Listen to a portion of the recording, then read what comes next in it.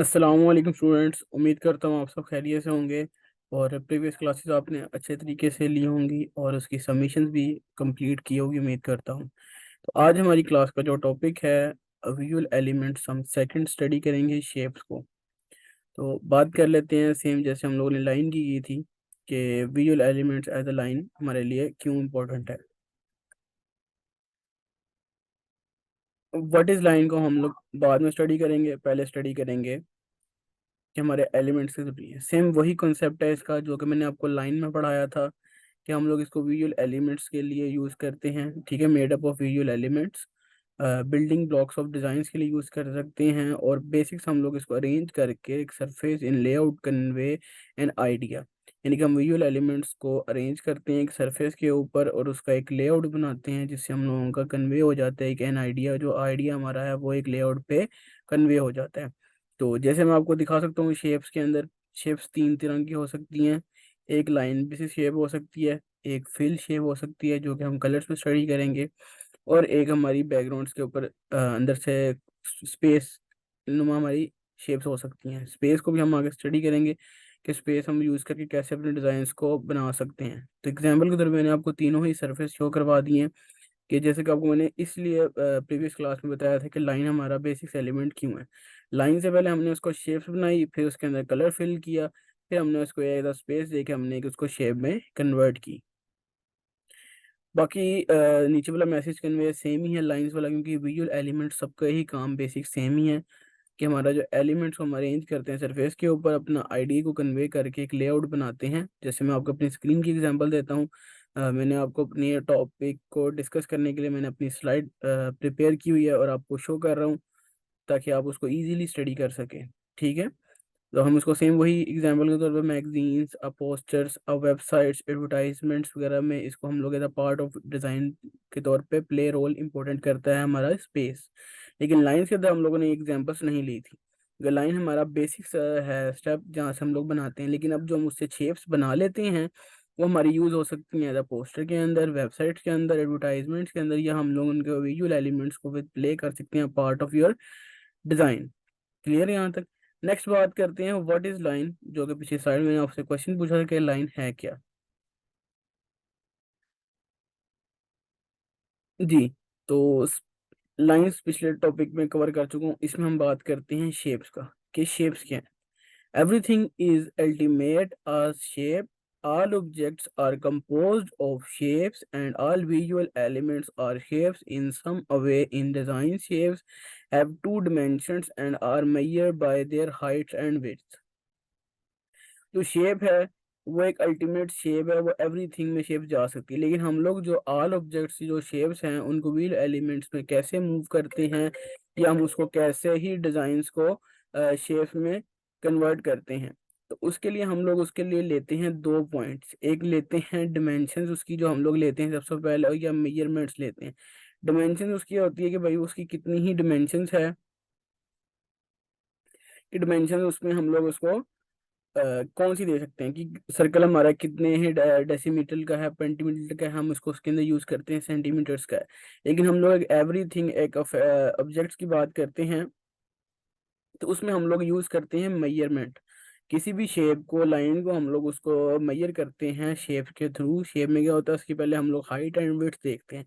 जैसे एग्जांपल मैंने आपको एक शो की हुई है, in design shape have two dimensions and are measure by their height and width. कि हम उसकी क्या देखते हैं, एक हाइट एक विड्थ। देखने के बाद हम लोग उसमें उससे फैसला करते हैं हमारी शेप का साइज क्या है। क्योंकि मैंने पहले बताया था कि हम डिजाइन के में जब बात करते हैं तो हम इसकी बेसिक्स को इसलिए स्टडी कर रहे हैं ताकि हम लोगों को पता हो। अब आपने डिजाइन बनाते वक्त क्या ख्याल रखना है कि आपकी हाइट विड्थ आपकी डिजाइन की क्या है, उसमें आप जो शेप अप्लाई कर रहे हैं उसकी आपके डिजाइन के मुताबिक एडजस्टमेंट है या नहीं।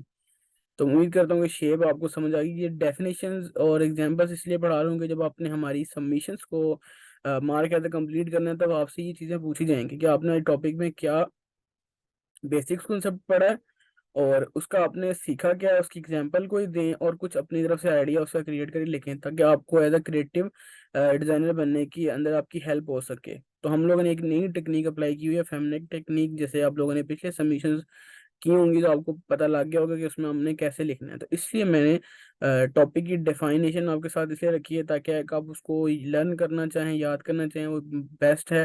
नहीं तो आपको कंसेप्ट क्लियर हो जाए कि ये कोई क्वेश्चन पूछा जी बताएं व्हाट इज शेप, तो आप उसे कह सकते हैं कि शेप हमारे पास क्या है, everything is ultimates a shape, all objects are composed of shapes and visual elements are shaped in some way. In design, shape have two dimensions are measured by their height and width is a simple question answer. Next बात करते हैं यहाँ पर हम लोग मजीद shapes के ऊपर, कि हमारे पास जो शेप्स हैं वो क्या है। स्पेस शेप्स जो हैं,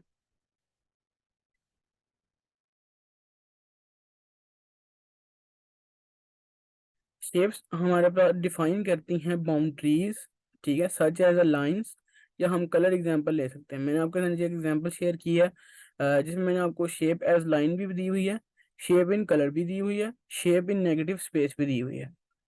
तो हमारा मेन मकसद है शेप क्या डिफाइन करती है, उसकी बाउंड्रीज, जैसे कि हमने पीछे डेफिनेशन में स्टडी किया था कि हम उसको मेजर डिमेंशन में करते हैं हाइट एंड विड्थ, ताकि हमें पता हो कि भाई ये कितनी जगह स्पेस ले रही है हमारे आर्टबोर्ड के ऊपर, हमारे डिजाइन में। क्लियर। लाइंस के ऊपर या हमारा जो कलर है उसको हम कैसे क्रिएट करके नेगेटिव स्पेस बना सकते हैं। अब बात करते हैं shapes can use and inserts and substance in pieces of graphics work, कि हमारा जो शेप्स के जो पीसेस हैं हम उनको ग्राफिक्स वर्क में यूज करते हैं। They can use to decorate. अब हम बात करते हैं ये यूज कैसे की जाती है, की जा सकती है डिजाइन में, as a decorate, symbolic symbol के तौर पर हम यूज कर सकते हैं, क्रिएट हम इससे पैटर्न्स कर सकते हैं, टेक्सचर्स कर सकते हैं।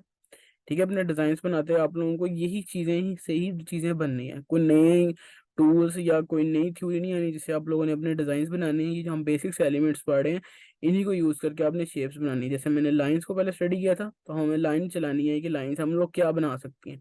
अब लाइन से हमने एक सर्कल बना लिया, वो एक शेप में कन्वर्ट हो गया। अब फिर शेप के अंदर हमने कलर अप्लाई किया, फिर उसकी स्पेस गायब की, तो उससे हमारा एक डिजाइन न्यू लुक में बन गया। जैसे मेरी आप सरफेस पे एग्जांपल को ही ले लें, तो हमारी ये कहने की बेसिक से एक डिजाइन बना हुआ है। अब आपको उम्मीद है कि समझ आ गई होगी कि हमारे जो बेसिक्स एलिमेंट्स हैं इनको स्टडी करना क्यों जरूरी है। अब बात करते हैं, हमारे पास जो शेप्स की हैं वो टू टाइप्स हैं, एक ज्योमेट्रिकल एंड एक ऑर्गेनिकली हमारे पास शेप्स होती हैं। ये हमने लाइंस में भी बात की थी, ऑर्गेनिक सी और uniforming lines and geometrical and uniform lines. तो यहाँ उस कॉन्सेप्ट को मैं थोड़ा सा मजीद एक्सप्लेन कर दूंगा आपके साथ, ताकि आपको समझ आ जाए कि ऑर्गेनिक्स एंड ज्योमेट्रिकल वर्ड क्या है।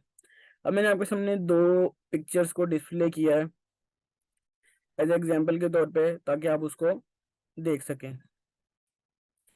कुछ शेप्स है ज्योमेट्रिकली जो कि प्रॉपर एक्यूरेट मेजरमेंट में है, कि हमारी उसकी विड्थ इतनी है, हाइट उसकी इतनी है, उसकी जो शेप्स है वो बिल्कुल एक एंगल बेसिस है। ज्योमेट्रिकल हम लोग कहते हैं जो प्रॉपर एक्यूरेट एंगल बेसिस पे चीजें बनी होती हैं उन्हें हम जो कहते हैं ज्योमेट्रिकली। इन्हें हम यूनिफॉर्म भी कह सकते हैं, ये एक ही अलाइनमेंट में बनी हुई है।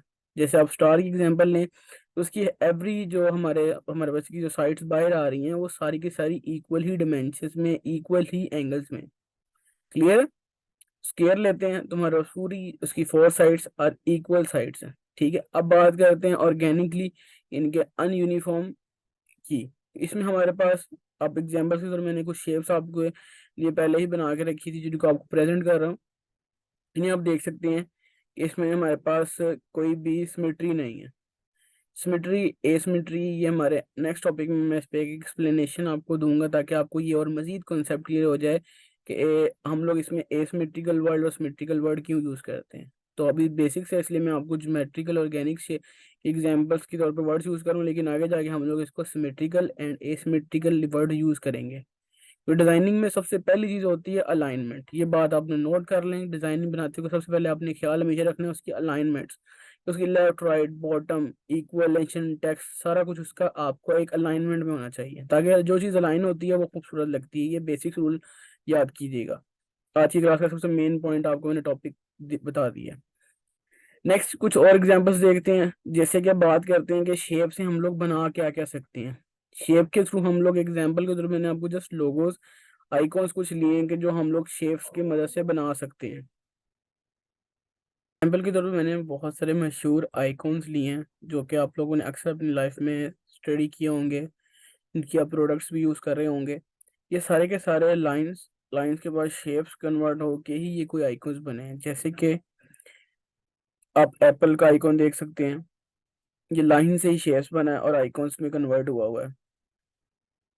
तो उम्मीद करता हूँ कि आप लोगों को ये कॉन्सेप्ट से समझ आ गया होगी कि आज के टॉपिक में हम लोगों ने शेप्स को क्यों हमारे लिए ज़रूरी हैं स्टडी करना, और शेप्स एलिमेंट हमारे लिए कितना ज़रूरी है, इसको अच्छे तरीके से कॉन्सेप्ट को क्लियर करना और इस पे वर्किंग करना। ये सारे के सारे एग्जांपल्स ही शेप्स के थ्रू बनी हुई हैं, लोगोस हम इनको आइकॉन्स ऑफ शेप्स कह सकते हैं।